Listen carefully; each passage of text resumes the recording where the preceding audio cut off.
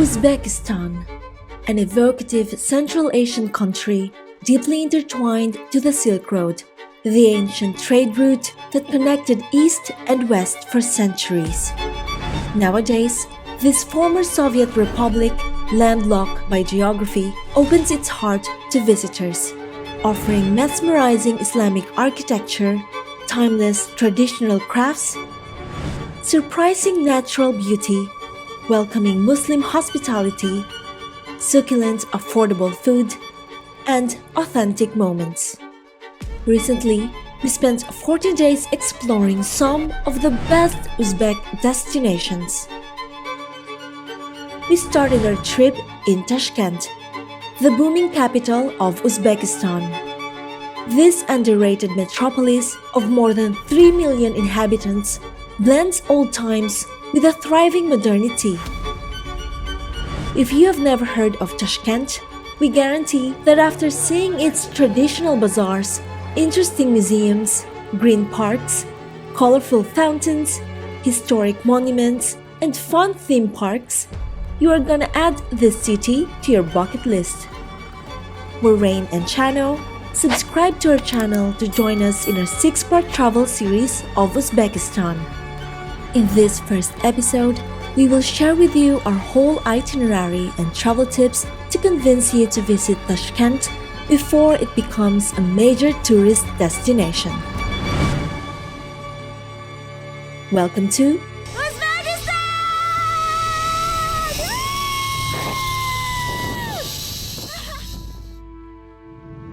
After our long flight from Dublin with a layover in Istanbul airport, the taxi that we booked with our hotel was waiting for us at Tashkent International Airport. Traffic wasn't heavy in the early morning, and the roads in the Uzbek capital are mostly wide and in excellent condition. With our views from the taxi, we quickly realized that Tashkent is a very well-organized modern city. In just 20 minutes, we reached our lovely hotel for our 2 nights stay. We chose the Art Regency Premium Hotel due to its centered location, situated next to a new and trendy outer mall called Seoul Mun, with quick taxi connections to the most important sites in Tashkent. Our room was big and clean, with a comfortable bed. It was also quiet, even if the vibrant shopping area and busy restaurants were just under our balcony. The cost of hotels in Uzbekistan is one of the reasons why this country is still a great value for money destination. We took a power nap and we also freshened up, so now we are ready to explore the city of Tashkent. We're gonna visit some museums first because it's extremely warm today. Let's go!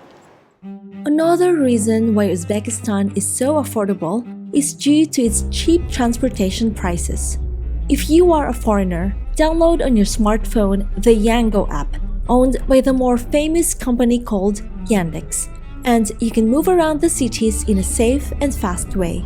We paid less than €1 for our first 6 minutes ride, so we continued taking cheap Yango rides all the time. Besides, the local drivers were always very professional.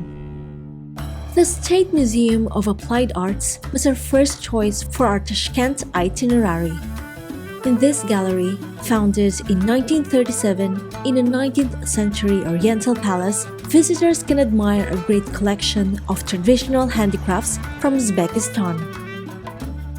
Learning about the history of these wonderful artistic creations is a must to understand the importance of this part of Asia since the Silk Road times.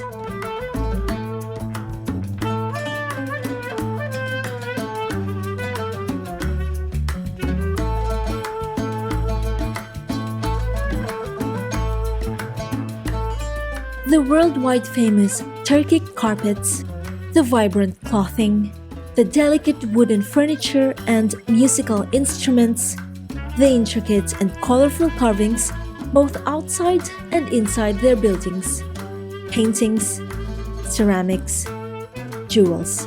This small museum is a perfect beginning to understand the immense talent of Uzbek's craftsmen and women throughout the centuries.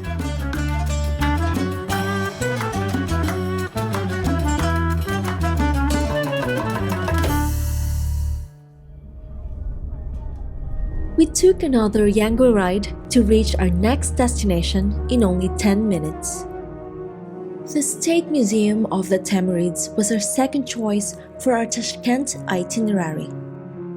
Historically, Uzbeks have been well known for their craftsmanship, but also for their military skills. This museum was opened in 1996 to commemorate and remember the heritage role of Amir Timur, the Turco-Mongol conqueror who started the Timurid dynasty in the 14th century. Although his figure may still create controversy in the nearby countries that suffered his power, the importance of Timur, often known as Tamerlane in Western countries, goes beyond its brutal and effective battle tactics. Timur was one of the greatest warlords in history, but at the same time, he was an emperor who promoted science, culture, arts, trade, education, and architecture. His huge Persianate Turco-Mongol Empire marked the beginning of the Timurid Renaissance, spreading influence from Uzbekistan across the Muslim world, and having an undoubtedly impact in world civilization. Some of the descendants of Timur are key historical figures like Ulugh-Bek, the Timurid astronomer and mathematician Sultan, and Babur, the founder of the Mughal Empire in India.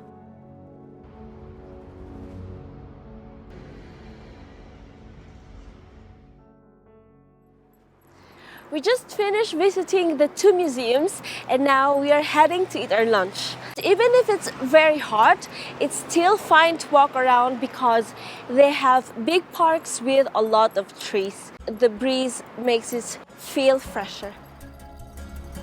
We really appreciated the cleanliness of Tashkent streets and the underground passages to cross under busy traffic streets. We don't have much time left before sunset and we still want to visit some other places. So we're just eating here in an Uzbek fast food place. And we ordered Uzbek burger. The patty looks different. It's much flatter and bigger. The meat, it's so tasty. You know that it's real meat.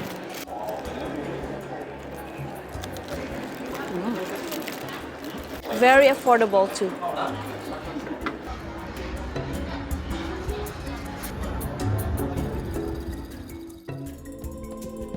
Located just next to our lunch place and to the Museum of the Timurids, the Amir Timur Square is an extensive green area with refreshing water fountains and shadowing trees. This huge square was renamed with the current denomination in 1994, 3 years after the independence of Uzbekistan. In its center, the monumental equestrian statue of Amir Timur, raising his right hand to the sky, dominates the scene. On its pedestal, there is a message associated to the emperor, written in 3 languages that reads, "Strength in Justice." Behind the statue, at the east side of the square, the Soviet brutalist-style Hotel Uzbekistan is a reminder of the not-so-far communist past of the country.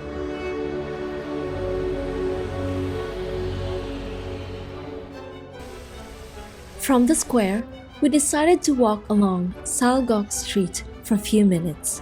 It was still warm and the street was quiet, but there were many different games and food stalls under the shadow of the trees. And we are sure that later on in the evening, this becomes very lively. We should come back here at night. It's very lively. Even if it's warm, there's so many different activities that people can do. At the end of the street, the palace of the Grand Duke Nicholas Konstantinovich is sadly closed to the public, but the elegant building can be admired from its external fence. Very close to the palace, the Independence Square, with its sparkling fountains, is another charming place to visit. Most of the year, this is a peaceful resting place, but the Independence Square is also used for some of the most important festive days in Uzbekistan. Don't miss the stork statues overlooking the square. This bird is considered a symbol of the country.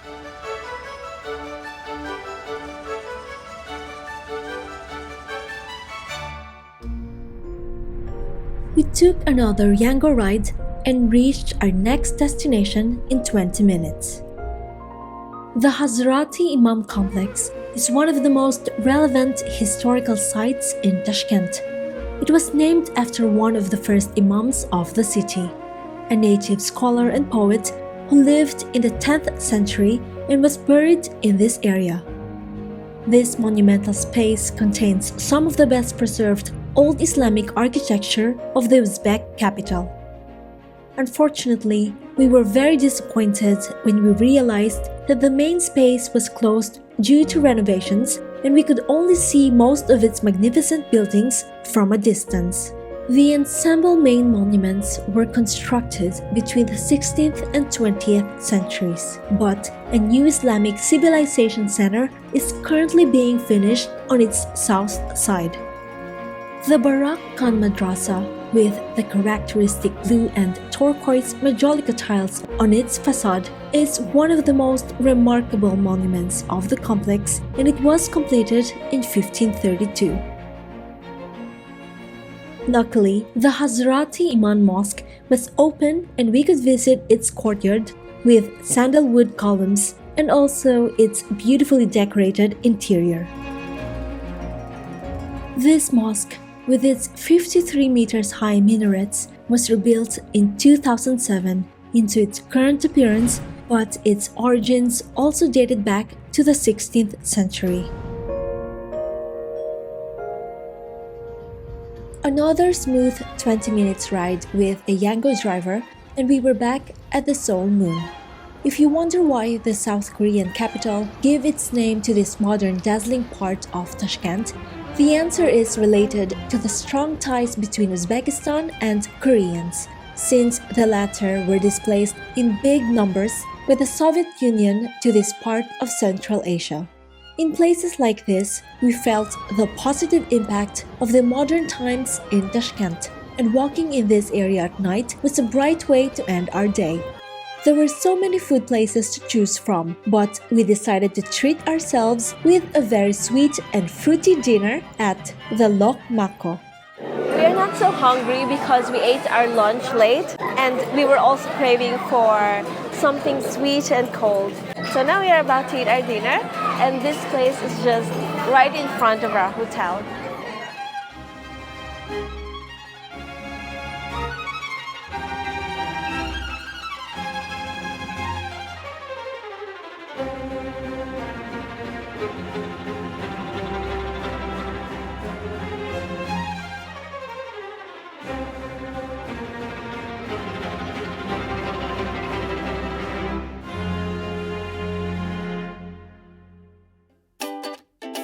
The following day, we woke up early to eat our breakfast as soon as possible. Our hotel offered a wide variety of foods in a buffet style, so we charged our batteries for the long day ahead. Once again, we took a Yango ride and we got to the first destination of our day in just 15 minutes. Located very close to the Chorsu Bazaar, the Kukeldash Madrasah is a medieval Islamic college built at the end of the 16th century by Dervish Sultan, an Uzbek ruler from the Shibanid dynasty. Before stepping into its interior, we took our time to enjoy the geometrical patterns of the tiles embedded in its facade and towers. Uzbekistan has some of the most beautiful madrasas in the world, and we visited as many as we could during our trip.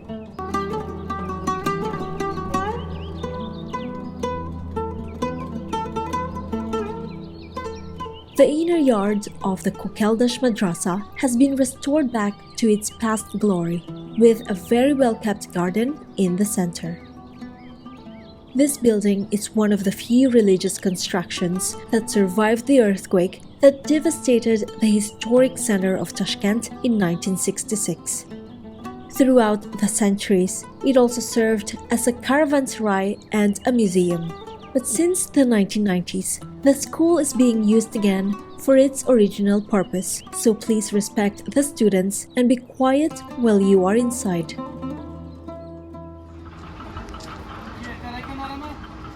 From the madrasa, we walked only for 5 minutes to the huge Chorsu Bazaar. This traditional market is considered one of the oldest trading hubs in Central Asia. Once a stop of the Silk Road, this area, located in Old Tashkent, has been a very important place for trading since the Middle Ages. Even if this bazaar is often included as a must-visit destination for tourists, Chorsu is mainly a place for locals to buy their daily life products and groceries. Before accessing the space under its characteristic blue dome, we wandered around the fruits and vegetables area, and we were captivated by the radiant color of these fresh foods. The vital agricultural sector employs around 26% of the workers in Uzbekistan. Historically, cotton and grain were the main productions of the country, but recent government reforms are promoting diversification towards more profitable crops. Even if my husband is allergic to cherries, he happily bought some for me and I loved them.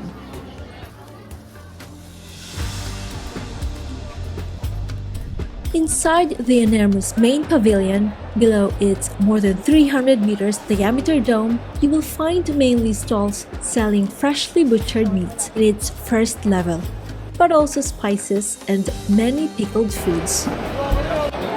If you've noticed, there are foods that are very similar to the kimchi or any Korean dish. It's because there are many Koreans here. Don't forget to climb to the top level for incredible views over the bazaar, and also to buy some nutritious nuts and dry fruits. During our time in Chorsu, the vendors were not pushy at all, and the locals were always focused on their shopping, so we could comfortably film all the natural interactions of this bazaar, deeply connected to the soul of the city.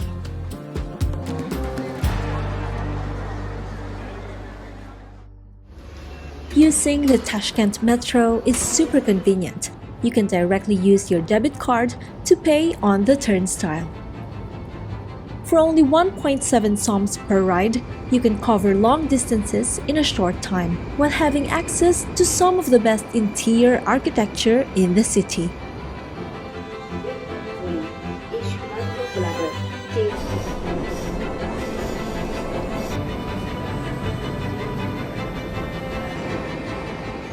The Tashkent Metro system, opened in 1977, was the first in Central Asia.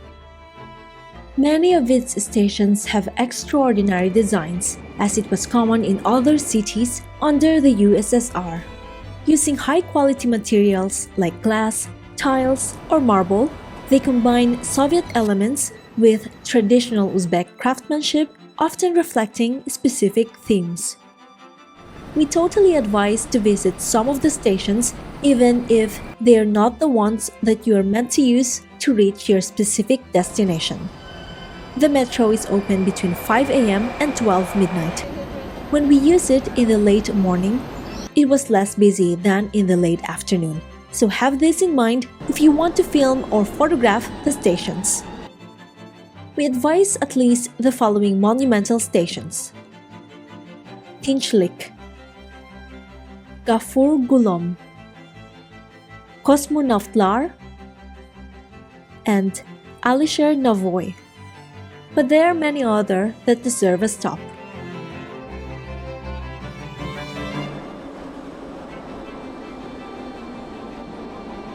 Without our stops for sightseeing, the metro duration from Chorsu to Sharistan is only 20 minutes.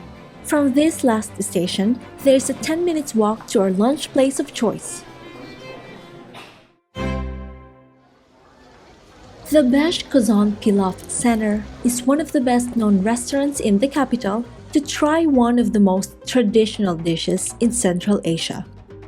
The pilaf or plov is considered a national dish in Uzbekistan, and this is a great place to taste it, but especially to see its cooking process. The kitchen is fully open to visitors, so you can admire the skills of the Uzbek cooks from beginning to end. From cutting the fresh lamb or beef meat to slow cooking the rice in huge oily cauldrons with vegetables and chickpeas. In Uzbekistan, eating plov has always been a cultural symbol of unity and community. This millenary dish is more than a meal. Used originally to feed soldiers and travelers, it is until today commonly served in big events like weddings or birth celebrations. In here, you can also see tandoori's used for cooking the Uzbek bread. Even if they cook in huge quantities, they finish all the food every day.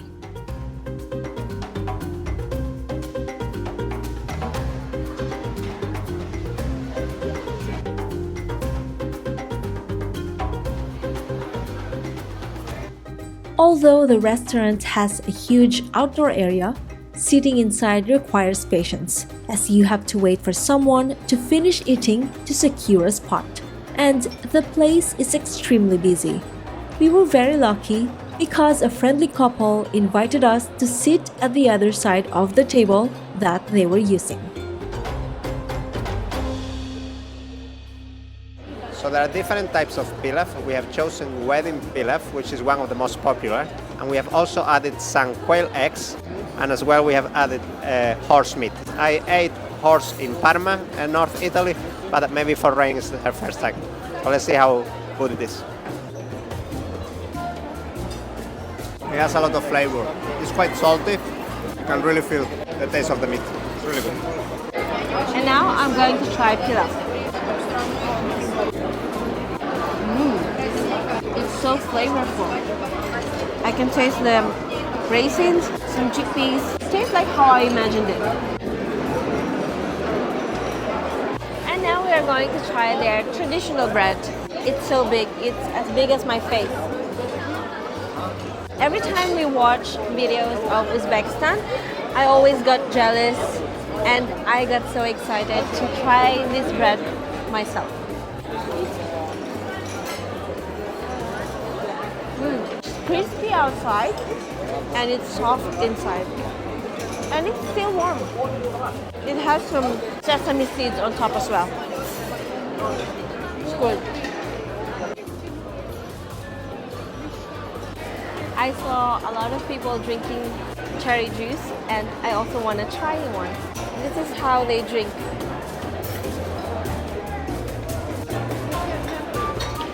It's good.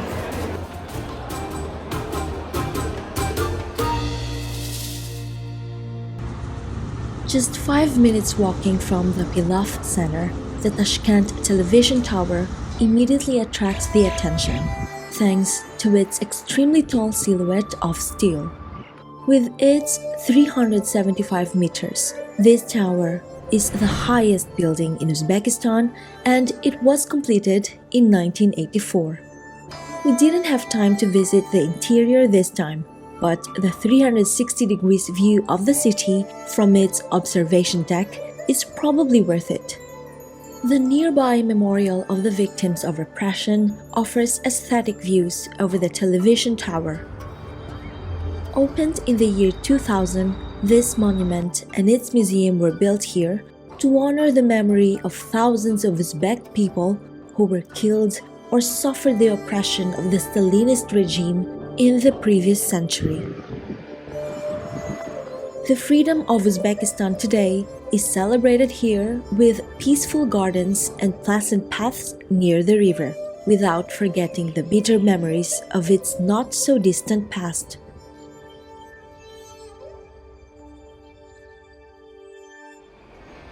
We took the metro again, and in only 20 minutes, we reached the Tashkent City Mall. There are many places to eat inside this modern shopping center, but when we saw this Turkish cafe, we couldn't avoid the temptation to try again one of our favorite desserts.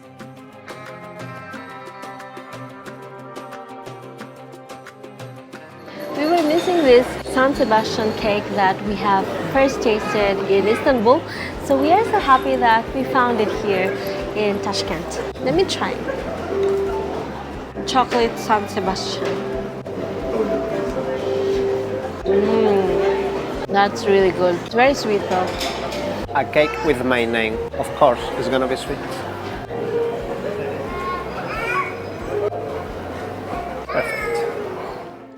Just next to the mall, the Tashkent City Park was the location we chose for sunset. Tashkent is really a very green city with many parks and gardens. Some of them are from Soviet times, but new ones are still being developed in the most booming areas of the capital, like the International Business Center. The Tashkent City Park is one of those last additions opened to the public in 2019. It is considered the largest urban park in Uzbekistan. We absolutely loved the combination of grass, trees, clean walking areas, bridges, resting places, and huge ponds of water. This scenic park, with all the skyscrapers, luxury hotels, and classy apartment buildings around, transported me to my days living in Singapore.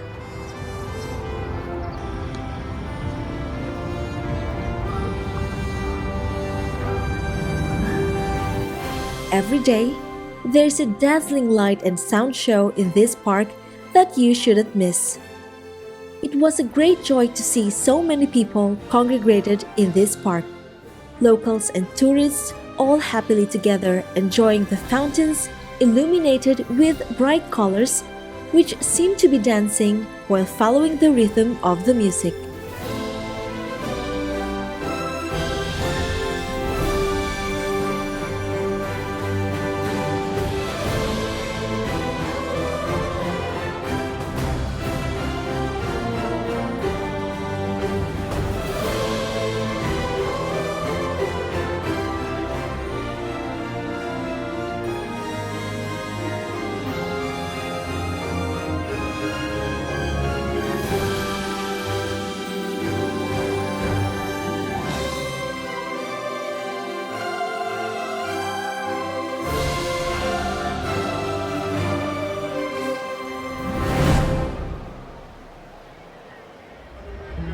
Before finishing our time in Tashkent, we decided to visit the peculiar Magic City Park.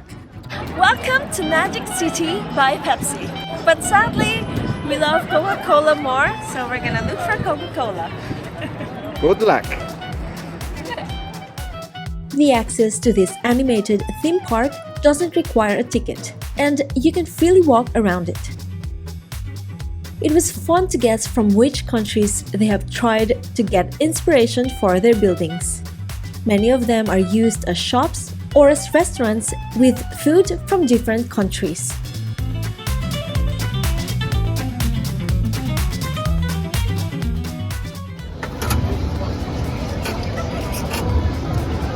Hello, may I speak to the owner of Disneyland? Someone is copying you here in Tashkent. Okay. Hi. I reported it already because I got confused. They have permission by Pepsi.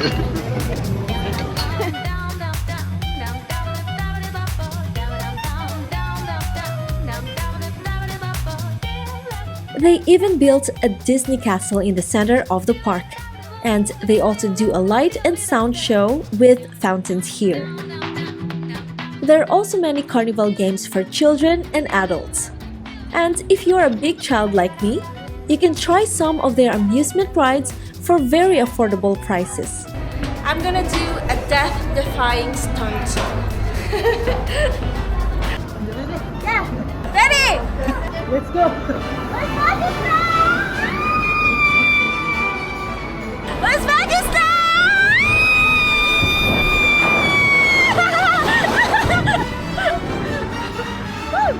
Thank you!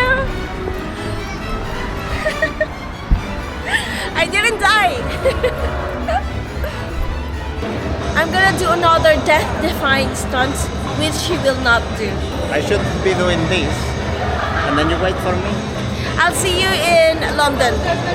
Bye!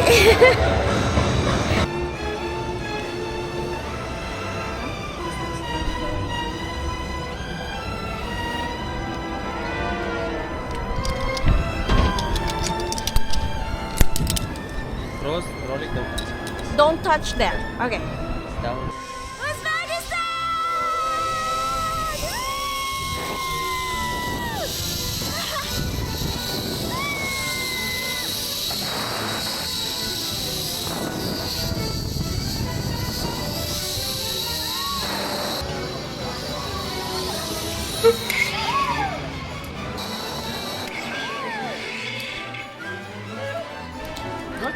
Good.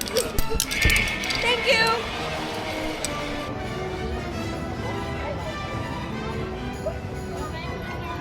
I reached Mount Everest. Bye, Disneyland. Oh, Magic City. That ends our first episode of our Uzbekistan travel series. Please subscribe to our channel to support us and to follow our upcoming adventures. Help us to reach more people by sharing and liking this video, and also by dropping a comment down below. Don't miss our next episode because we will show you one of the most majestic cities in the world. Next stop, Samarkand, the heart of the Silk Road. Thank you so much for joining us. Until next time, keep exploring, rain or shine.